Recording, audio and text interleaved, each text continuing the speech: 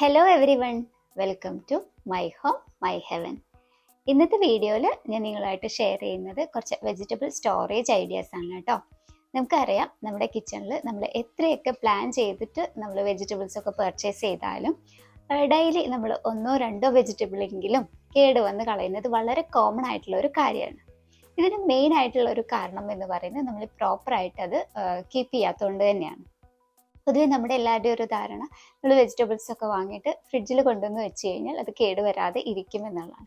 പക്ഷെ നമ്മൾ ഫ്രിഡ്ജിൽ വെജിറ്റബിൾസ് ഒക്കെ സൂക്ഷിക്കുകയാണെന്നുണ്ടെങ്കിലും ഓരോ വെജിറ്റബിൾസും കൃത്യമായിട്ട് പ്രോപ്പറായിട്ട് നമ്മൾ അത് ഫ്രിഡ്ജിൽ വെച്ചില്ല എന്നുണ്ടെങ്കിൽ അത് പെട്ടെന്ന് തന്നെ കേടുവരികയും നമുക്ക് ഉപയോഗിക്കാൻ പറ്റാണ്ടാവുകയും ചെയ്യും.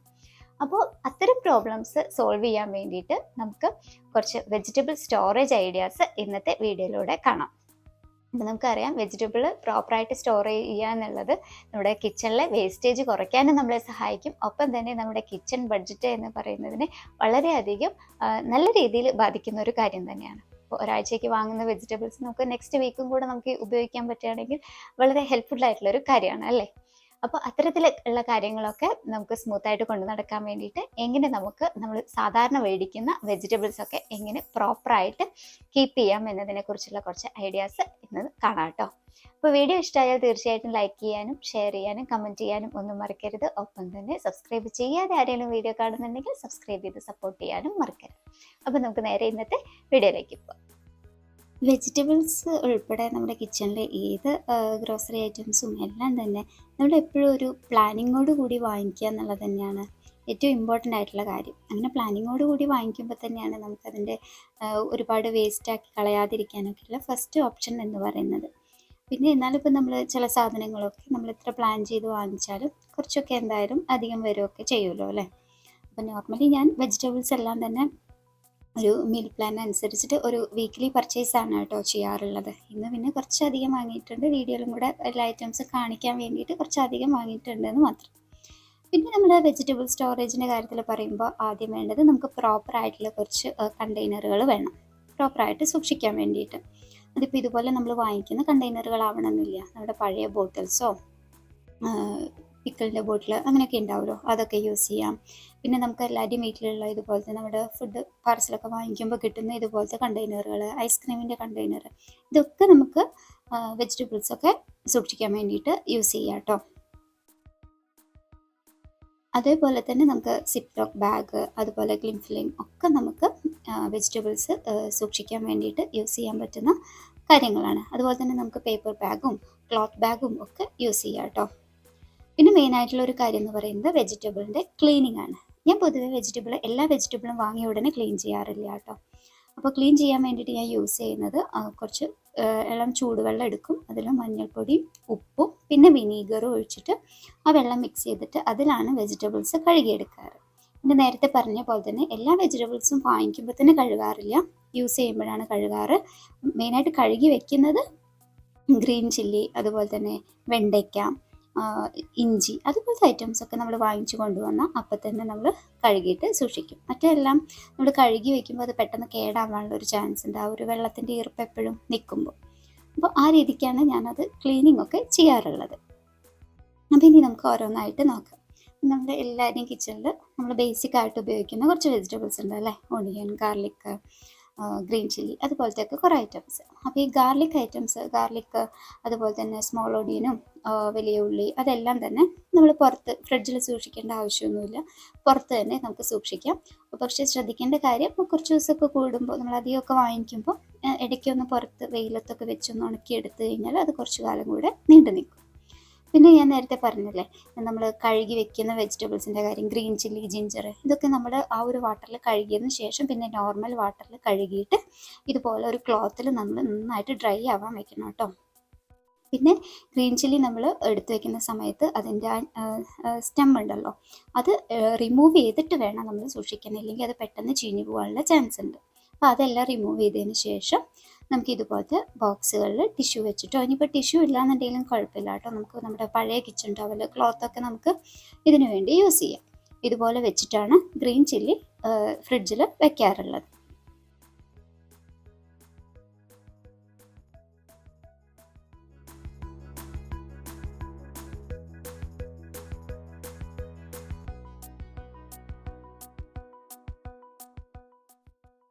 അടുത്തായിട്ടാണ് ഇഞ്ചി. ഇഞ്ചി പൊതുവേ നമുക്കറിയാം വാങ്ങിക്കുമ്പോൾ തന്നെ അതിൽ നന്നായിട്ട് മണ്ണൊക്കെ ഉണ്ടാവും അല്ലേ. അപ്പോൾ നമ്മൾ കഴുകുന്ന സമയത്ത് ആ മണ്ണൊക്കെ കളഞ്ഞ് നല്ല നീറ്റാക്കിയതിന് ശേഷം ചെറിയ പീസുകളാക്കിയിട്ട് നമുക്കിതുപോലെ ബോക്സുകളിൽ വെച്ച് സൂക്ഷിക്കാം, ഫ്രിഡ്ജിൽ വെച്ചിട്ട് സൂക്ഷിക്കാം. പിന്നെ ഇതിൽ നമുക്കറിയാം ഇതിൻ്റെ ചില പാർട്ടിലൊക്കെ നന്നായി ചീഞ്ഞു പോയിട്ടൊക്കെ ഉണ്ടാവും. അപ്പോൾ അതൊക്കെ റിമൂവ് ചെയ്തിട്ട് വേണം നമ്മൾ ഇതുപോലെ ബോക്സിലാക്കിയിട്ട് വെക്കാൻ വേണ്ടിയിട്ട്.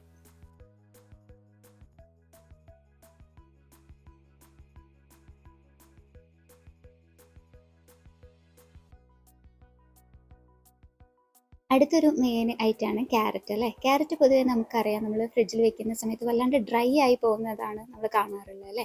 അപ്പോൾ അത് ഒഴിവാക്കാൻ വേണ്ടിയിട്ട് നമ്മൾ നേരത്തെ ചെയ്ത പോലെ തന്നെ ബോക്സുകളിൽ ടിഷ്യൂ വെച്ചിട്ട് അങ്ങനെ വെക്കാം. പക്ഷേ ഇത് നന്നായി തുടച്ച് വെക്കാൻ ശ്രദ്ധിക്കണം. എത്രത്തോളം ഈർപ്പമുണ്ടോ അതിനനുസരിച്ചിട്ട് പൂപ്പലൊക്കെ വരാനുള്ള ചാൻസ് ഉണ്ട്. ഇനി ഇങ്ങനെ അല്ലാണ്ട് കുറച്ചധികം നാൾ ഇരിക്കണമെന്നുണ്ടെങ്കിൽ നമ്മൾ ഇതുപോലെ ബോക്സിൽ വെച്ചിട്ട് നിറച്ച് വെള്ളം ഒഴിച്ചിട്ട് വെക്കാം. ഈ ഒരു വെള്ളത്തിൽ നമ്മളിങ്ങനെ ക്യാരറ്റ് ഇട്ടിട്ട് അടച്ചു വെക്കുന്ന സമയത്ത് ഫ്രിഡ്ജിൽ വെക്കണം കേട്ടോ. ഇങ്ങനെ വെക്കുന്ന സമയത്ത് കുറച്ചധികം നാൾ ക്യാരറ്റ് കേടുവരാതെ ഇരിക്കും.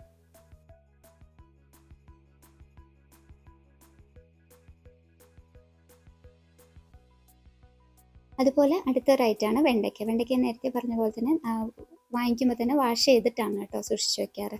അപ്പോൾ രണ്ട് എൻഡിലും ഇതുപോലെ കട്ട് ചെയ്ത് കളഞ്ഞതിന് ശേഷം നമുക്ക് ബോക്സിൽ ടിഷ്യൂ പേപ്പർ വെച്ചിട്ട് ഇതുപോലെ സൂക്ഷിച്ച് വെക്കാം.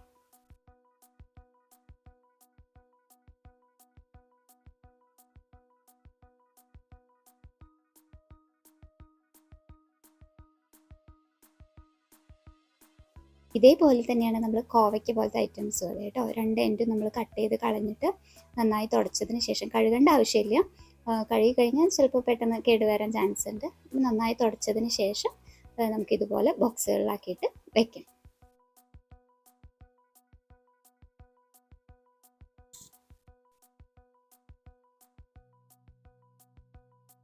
അതുപോലെ തന്നെ മുരിങ്ങക്കായ പൊതുവെ നമുക്കറിയാം പെട്ടെന്ന് ഡ്രൈ ആയി പോവുക അല്ലെങ്കിൽ പൂപ്പിലൊക്കെ വരുന്നൊരു പ്രശ്നം. അപ്പോൾ അതൊക്കെ നമ്മൾ നന്നായിട്ടൊന്ന് തുടച്ചതിന് ശേഷം ഇതുപോലെ ചെറിയ പീസുകളാക്കിയിട്ട് കട്ട് ചെയ്തിട്ട് നമ്മൾ ടിഷ്യൂ പേപ്പറും കൂടെ വെച്ചിട്ട് ഒരു ബോക്സിൽ വെക്കുകയാണെന്നുണ്ടെങ്കിൽ ഒരാഴ്ചയൊക്കെ ഈസി ആയിട്ട് കേടുവരാണ്ട് ഇരിക്കും.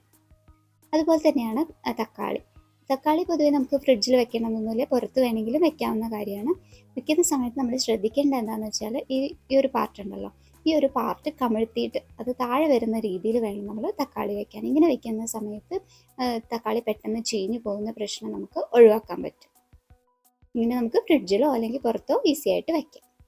അതുപോലെ തന്നെ കുമ്പളങ്ങ, മത്തൻ ഇതുപോലത്തെ ഐറ്റംസ് നമ്മൾ കട്ട് ചെയ്ത് കളഞ്ഞാൽ പിന്നെ നമുക്കറിയാം പിന്നെ അത് എടുക്കുന്ന സമയത്ത് ആ ഒരു പാർട്ട് ചീഞ്ഞു പോയിട്ടുണ്ടാവും. അപ്പോൾ അത് ഒഴിവാക്കാൻ വേണ്ടിയിട്ട് നമുക്കിതുപോലെ ക്ലീൻ ഫിലിം വെച്ചിട്ട് നന്നായിട്ട് കവർ ചെയ്ത് വെക്കുകയാണെങ്കിൽ കേടുകൂടാതെ ഈസി ആയിട്ട് ഇരിക്കും. ഇതേപോലെ തന്നെയാണ് നമ്മൾ ക്യാപ്സിക്കം ഐറ്റംസൊക്കെ സൂക്ഷിക്കേണ്ടത്. അതുപോലെ ബ്രൊക്കോളി, കോളിഫ്ലവർ ഇങ്ങനത്തെ ഐറ്റംസ് നമുക്ക് ക്ലീൻ ഫിലിം വെച്ചിട്ട് കവർ ചെയ്ത് വെച്ച് കഴിഞ്ഞാൽ ഒരാഴ്ചയിൽ കൂടുതലൊക്കെ ഈസി ആയിട്ട് ഇരിക്കും. ഇതല്ല എന്നുണ്ടെങ്കിൽ നമുക്ക് ഇതുപോലെ കട്ട് ചെയ്തിട്ട് ഇങ്ങനെ വലിയ വലിയ ഇതളുകളാക്കിയിട്ട് കട്ട് ചെയ്തതിന് ശേഷം നമുക്ക് ടിഷ്യൂ പേപ്പർ വെച്ചിട്ട് ബോക്സിൽ വെച്ച് ഈസി ആയിട്ട് സൂക്ഷിക്കാൻ പറ്റും.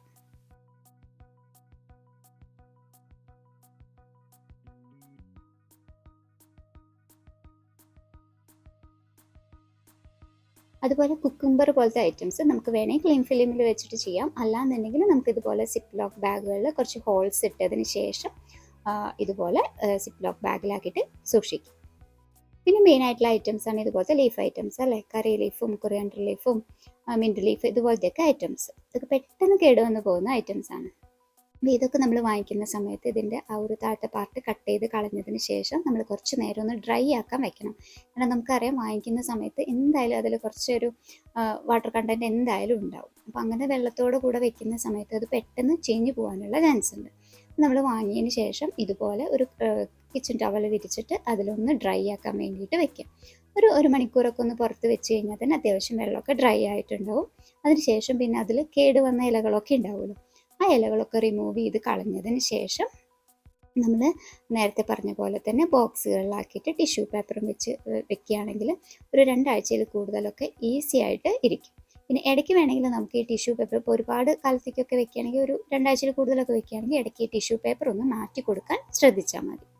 പിന്നെ ഞാൻ പൊതുവേ ഒരു 1 വീക്കിനൊക്കെ ഉള്ളത് ഇതേപോലെ സെപ്പറേറ്റ് ഒരു ബോക്സിൽ വെക്കും കേട്ടോ. കാരണം നമ്മൾ ഈ കറി ലീഫൊക്കെ വാങ്ങിക്കുമ്പോൾ വലിയ പാക്കറ്റിലാണ് കിട്ടുക. പൊതുവേ അത് ഒരാഴ്ച കൊണ്ടൊന്നും തീരില്ല. അപ്പോൾ ഒരാഴ്ചയ്ക്ക് യൂസ് ചെയ്യാനുള്ള ഇതുപോലെ ഒരു ബോക്സിലാക്കിയിട്ട് വെക്കും. ബാക്കി ടിഷ്യൂ പേപ്പർ വെച്ചിട്ടും എടുത്ത് വെക്കും.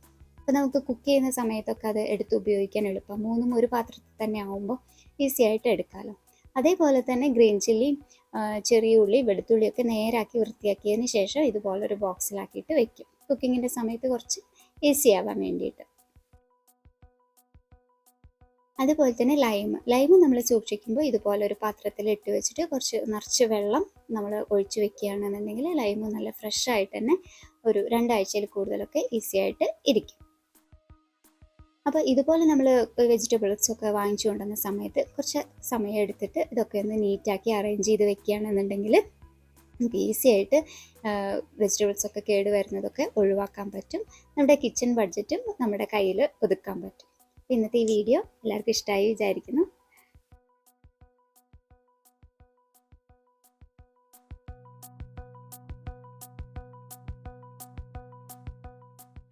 മറ്റൊരു പുതിയ വീഡിയോ ആയിട്ട് കാണും വരെ ബൈ.